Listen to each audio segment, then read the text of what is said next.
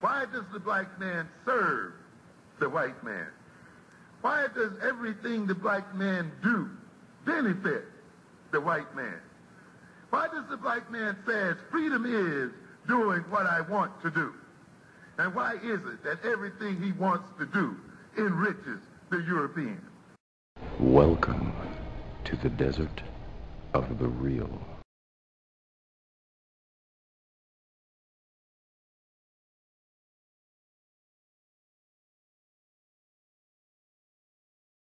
Peace, family. It's your brother, Mr. Holipsism. Off tonight, 4 o'clock in the morning, up in the middle of the night. Just wanted to get some things off my chest, express myself in regards to all the environment and what's happening now in the culture. And it's really exciting times for people that consider themselves African-centered progressives and nationalists. It doesn't mean we should get too confident because, as you know, we're living in the age of spin, and things can quite easily be spun in a different direction than the one we want to go in.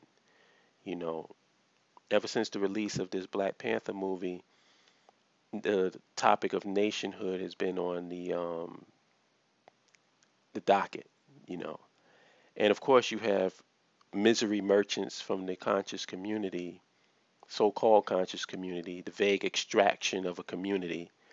You know, idiots like Yvette Carnell and people of that ilk, misery merchants who are basically selling our people on America. I mean, when you do videos, when you got yourself wrapped in the American flag and people are actually listening to you and taking you seriously, I think that just says volumes about where we are mentally as a people, as a collective, you know? And thank you for the yeomanship work of My Name is My Name, for putting out the message of the BAIO. It's a shame that we don't ever have viral videos or where this message becomes viral because people are more into drama, people are into more bullshit, and they're into silly shit, which is why a lot of these people that nobody should be listening to have an audience. But that's an aside. What I want to talk about is how we continue to put the cart before the horse.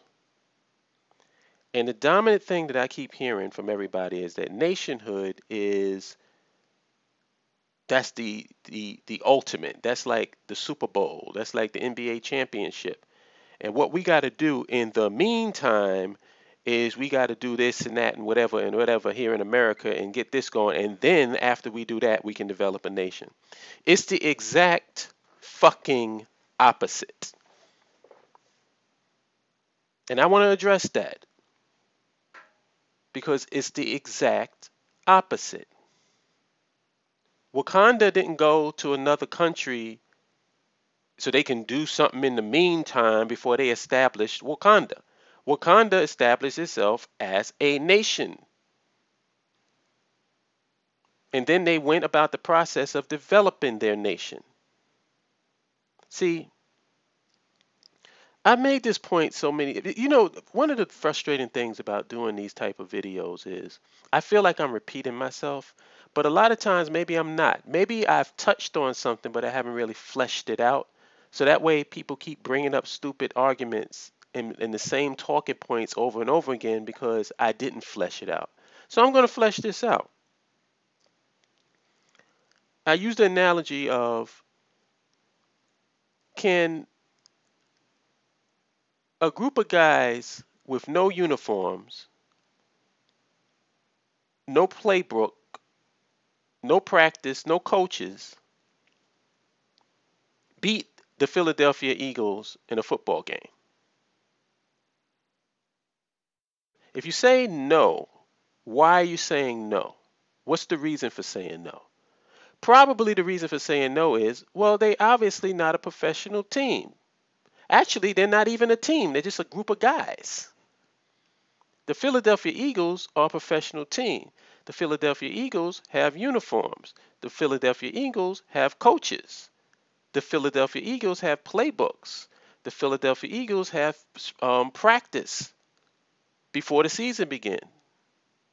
Preseason practice. The Philadelphia Eagles run drills. The Philadelphia Eagles sit down and look at tapes. They're a professional team. How are you going to beat a professional team when you just a bunch of guys that like to play football? You're going to get wiped the fuck out. And I use that analogy because that's the analogy of nationhood. You're sitting up here trying to play a game, but you don't want to get organized to play it.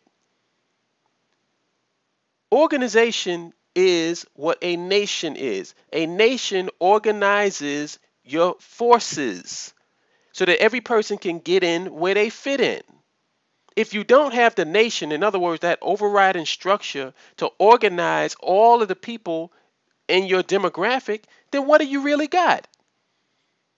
You got a scattered bunch of individualists, everybody out here doing their own thing, but then trying to pretend that they one group.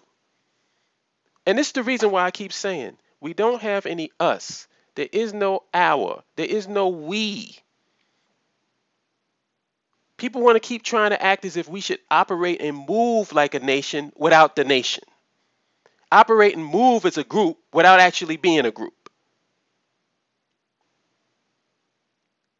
The fact that we are sitting here at this day and age, after all of the information that I have presented, after all the information that people have presented before me, after all the information people have presented after me, after all of the examples that we have laid out before us, history is right there on the table. We're still having a discussion about whether we need to be organized, because that's what you're saying. If you're challenging nationhood, you're saying that, well, we don't have to be organized in order to fight against oppression. I mean, even if your big deal is white supremacy, which I'll dedicate another video to that. Because we've built this white man up into goddamn Thanos. You talk about Thanos is overpowered and OP. Thanos ain't got shit on what we've done to the white man. And trust me, they have OP Thanos to the point where it's absolutely fucking ridiculous. But the white man has got him beat by tenfold. So even if you want to use that and say we're going to fight against white supremacy, shouldn't we be organized to do that? Shouldn't we? I mean, if you're going to fight anybody, shouldn't you be organized and prepared to fight them? What are we supposedly going to do if we don't have a nation? Because how are you going to get people? I'm going to give you an example. And this is a personal example. When we first started the BAIO, it was me, Brother Timothy Ford, Andre Carter, Dev, Mac 611, Big Brother R, and two other brothers sitting in a McDonald's on Fulton Street in Brooklyn. Initially, the whole purpose of forming it in its early stages, we were trying to address police brutality. And we were saying that what we could do is police our own neighborhoods. And it was a good idea. In theory, it was a good idea. But what happened was, this is when theory hits reality. In reality, what was happening was you're asking people to make these sacrifices, because when you're talking about patrolling your neighborhood, that's a job. So how are you going to get brothers to go out and patrol the neighborhoods and coordinate with each other when there's no money involved? You know what I'm saying? That's not really going to work. Volunteer work, yeah, maybe. But how many people, in this day and age, how many people have the time to actually volunteer for anything? Most people is busting their ass at work, coming home, died as hell because they probably doing a job that they hate, and they ain't got no energy to volunteer for anything. And if you're not working and you're going to volunteer, well, you got to eat. You got to have some money in your pocket. So we're asking our people to do all this stuff and make these sacrifices and throw themselves and be martyrs for some cause that doesn't fucking exist.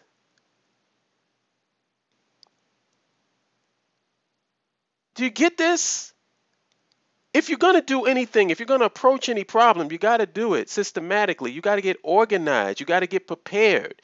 And the only way to do that is by first saying, we need to be a fucking nation. We need to be a group. We need to exist. This we, this us, this our that people keep fucking talking about 24/7, it doesn't exist. We need to actually make it a tangible and concrete thing. And the only way to make a we, an us, and an our, excuse me, a tangible, concrete thing, and to make that a socioeconomic and political reality, is by first coming to the conclusion that we need to have a nation of our own.